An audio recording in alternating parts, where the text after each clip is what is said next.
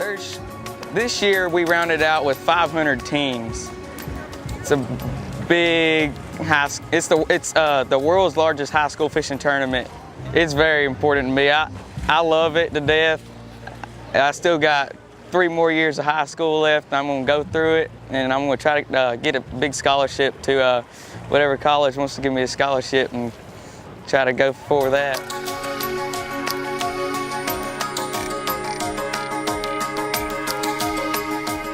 How long have you been there? I've been at McHenry University with the bass fishing program for 3 years. It's my 3rd year. And prior to that, I coached a high school team in Illinois for 8 years, and I still coach that team. Okay. So I've watched the kids progress from high school into the college ranks. So you've been there for 3 years. In the 3 years that you've been there, what's been the graduation rate of your student anglers? Oh, it's absolutely 100%. I mean, the kids that come there to fish want to stay and fish. They even talk about coming back and get their postgraduate studies so they can fish another year or two.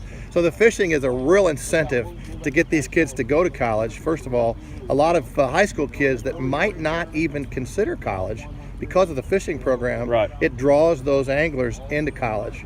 And the success rate is 100%. They all graduate, and many go on and find jobs in the fishing industry, which is huge. You know, there's so many areas out there they can go: electronics, boats, mechanics, and they're all over the field right now. You see these kids. In the 3 years I've been there, I meet kids all over, working with Costa, working with bass. You know, they get out in the industry and they find jobs.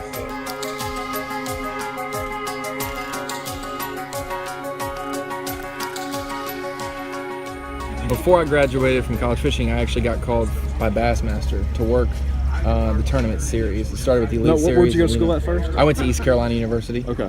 So once I finally graduated last May, I can do all the college events now, and I can travel and kind of see what I was a part of, and now cover it for the website, the magazine, for TV, everything. So. A lot of these teams, the universities don't give them a penny. One of the universities that I helped, the university doesn't give them a dime. They have to earn that all on their own. So we're talking about individuals who are motivated enough to go out and generate all this income on their own just so they can go fishing for their school, representing their university. So that I see that as a huge opportunity. And again, I think it's a very quality individual that is going through college fishing. What was the graduation rate from all the guys that you went to school with for fishing? I don't know a single one that dropped out, that's for sure. I think that what college fishing teaches you is the hard work and determination to follow through, to go to events on your own. You don't have people no one's ushering you. No one's taking you around making places. Sure you're asleep on time. You're driving there, you're putting in the time. So that instills a lot of characteristics that are good for hardworking people that never really give up. They're not going to give up on certain things. So almost all of the guys, I don't know a single one that dropped out and didn't finish. Because they know how it's a drive. To compete in these events, you have to go to school for a certain amount of hours per semester, put in the time in the classroom so that you can put in the time on the water.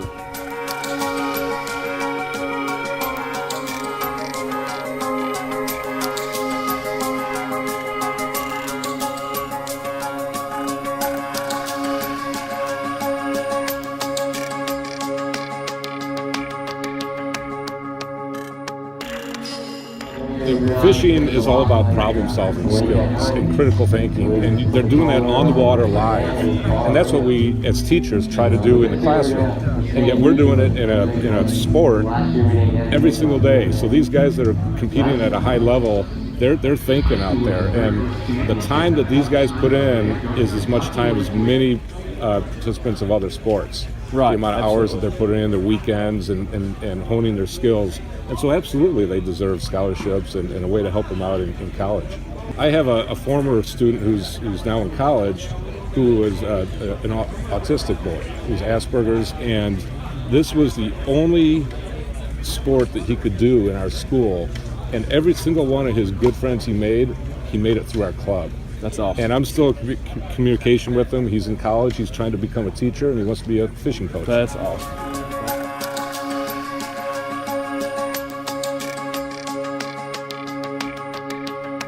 To me, high school fishing means a lot. I've been fishing since I was about 2 years old, and my dad took me out on the boat. I was raised on Bull Shoals Lake, and ever since I was young, I've loved fishing.